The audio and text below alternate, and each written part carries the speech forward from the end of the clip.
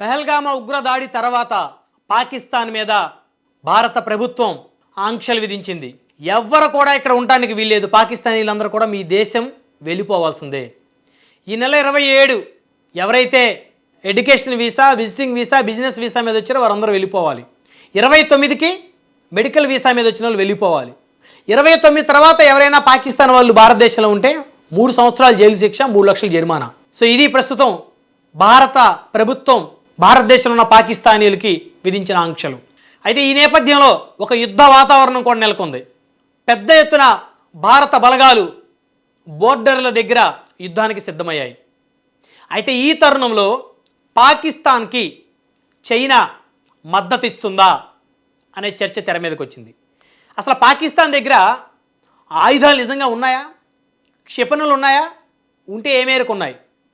అభివృద్ధికి ఆమరణ దూరంలో ఉండేటువంటి పాకిస్తాను, ఉగ్రవాదాన్ని ఊపిరిగా బతికేటువంటి పాకిస్తాను, అసలు ఆ దేశానికి ఆ పరిస్థితి ఉందా? ఆయుధాలు తయారు చేసుకున్న పరిస్థితి ఉందా? క్షిపణులు తయారు చేసుకున్న పరిస్థితి ఉందా? కనీసం సైనికులకు తిండి కూడా పెట్టలేని దౌర్భాగ్య స్థితిలో ఉన్నటువంటి నీచమైన దేశం పాకిస్తాన్. అలాంటి పాకిస్తాన్కి ఇప్పుడు చైనా మద్దతు ఇస్తుందనే అనుమానాలు పెద్ద ఎత్తున కలుగుతూ ఉన్నాయి. దానికి అనుమానాలను బలపరిచేటువంటి సందర్భం ఏదైతే ఉందో, ముందుగా సోషల్ మీడియాలో ప్లాట్ఫామ్ ఎక్స్లో ప్రత్యేకించి ది స్టాట్కమ్ బ్యూరో అనే ఖాతా నుండి చైనా తన JF-17 యుద్ధ విమానాల కోసం PL-15 దీర్ఘశ్రేణి గాలి నుండి గాలిలోకి ప్రయోగించే క్షిపణులను పాకిస్తాన్కు అత్యవసరంగా సరఫరా చేసిందని సమాచారం వెల్లడైంది. చైనా తన యొక్క JF-17 యుద్ధ విమానాల కోసం PL-15 దీర్ఘశ్రేణి గాలి నుండి గాలిలోకి ప్రయోగించే క్షిపణులను పాకిస్తాన్కి అత్యవసరంగా సరఫరా చేసింది అనేటువంటి ఒక సమాచారం భారత్కు అందుతుంది. ఇండియాలో ఉద్రిక్తతల నేపథ్యంలో చైనా ఈ క్షిపణులను పాకిస్తాన్కు అందించిందని సమాచారం. అధికార వర్గాలు దీనిని ధృవీకరించినప్పటికీ పాకిస్తాన్ వైమానిక దళం విడుదల చేసిన చిత్రాలు ఇవే సూచిస్తున్నాయి. స్టాట్కమ్ బ్యూరో యొక్క ఎక్స్పోర్ట్ PL-15 క్షిపణులతో అమర్చబడిన పాకిస్తాన్ JF-17ని చూపించిందని చెబుతున్నారు. ఈ క్షిపణుల ఎగుమతి వెర్షన్ PL-15E కంటే చైనా సైనిక వైమానిక దళం యొక్క అంతర్గత నిల్వల నుండి తయారు చేయబడ్డాయి. ఈ క్షిపణులు ఎగుమతి వెర్షన్ PL-15E ఇది చైనా సైనిక వైమానిక దళం యొక్క అంతర్గత నిల్వల నుండి తయారు చేయబడ్డాయంట.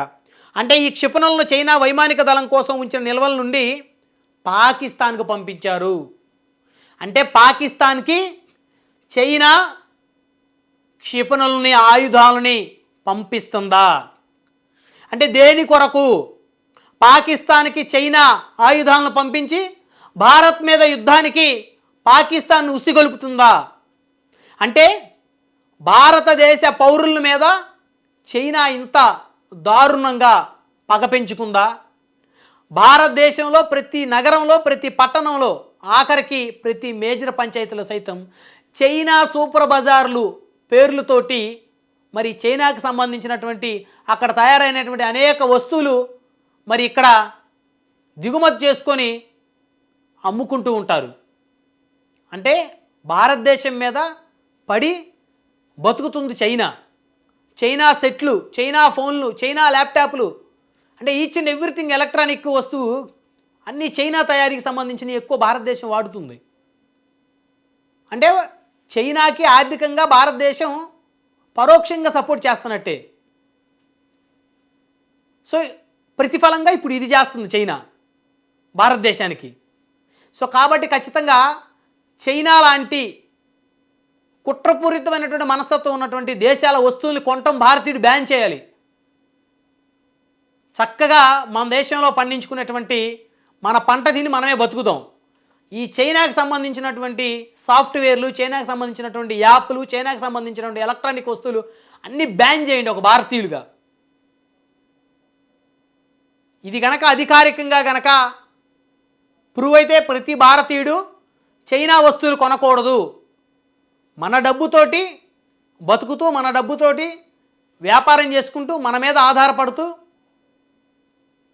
ఈరోజు మనకు వ్యతిరేకంగా అన్యాయంగా మన దేశ పౌరులను పట్టున పెట్టుకున్నటువంటి ఉగ్రవాదాన్ని పెంచి పోషిస్తున్నటువంటి పాకిస్తాన్కి చైనా క్షిపణులను సరఫరా చేస్తుంది అంటే ఇది నిజంగా దుర్మార్గమైన చర్య. ఐక్యరాజ్య సమితి వేదికగా చైనా యొక్క నీచమైనటువంటి మనస్తత్వాన్ని అన్ని దేశాలు కడిగి పారేయాలి. లేకపోతే ఇలాంటి పరిస్థితి రేపొద్దున ఇంకొక దేశానికి కూడా వస్తుంది. 140 కోట్లు ఉన్నటువంటి భారతదేశ జనాభా ఈరోజు ఎన్నో దేశాల నుంచి ఎన్నో వస్తువులు మనం దిగుమతి చేసుకుంటూ ఉంటాం. అంటే ప్రపంచంలో దాదాపు సగం దేశాలు మన మీద పడి బతుకుతూ ఉంటాయి, మన పౌరుల మీద పడి బతుకుతూ ఉంటాయి. సో అలాంటి పరిస్థితుల్లో మరి మన దేశం మీద అంత కర్కశంగా వారు వ్యవహరిస్తూ ఉంటే మనం తిరగబడేటువంటి సమయం ఆసన్నమైంది. ఖచ్చితంగా ప్రతి ఒక్కరు కూడా ఆలోచించాల్సినటువంటి అంశం. నీతిగా నిజాయితీగా బతికే భారతీయుడి మీద ఉగ్రవాదమే పరమావధిగా బతికేటువంటి పాకిస్తానోడు దాడి చేసి అమాయక పౌరులను పొట్టను పెట్టుకుంటే ఆ పాకిస్తానోడిని ఎలిమినేట్ చేయాల్సినటువంటి దేశాలు ఏవైతే ఉన్నాయో అవి పాకిస్తాన్కు మద్దతు ఇచ్చాయి అంటే ఖచ్చితంగా పాకిస్తాన్ని వెలివేసినట్టు భారతదేశం చైనా లాంటి దేశాలను కూడా వెలివేసేటువంటి పరిస్థితి వస్తుంది. సో చైనా పౌరులను కూడా భారతదేశం నుంచి పంపించేటువంటి సమయం వస్తుంది. Be careful.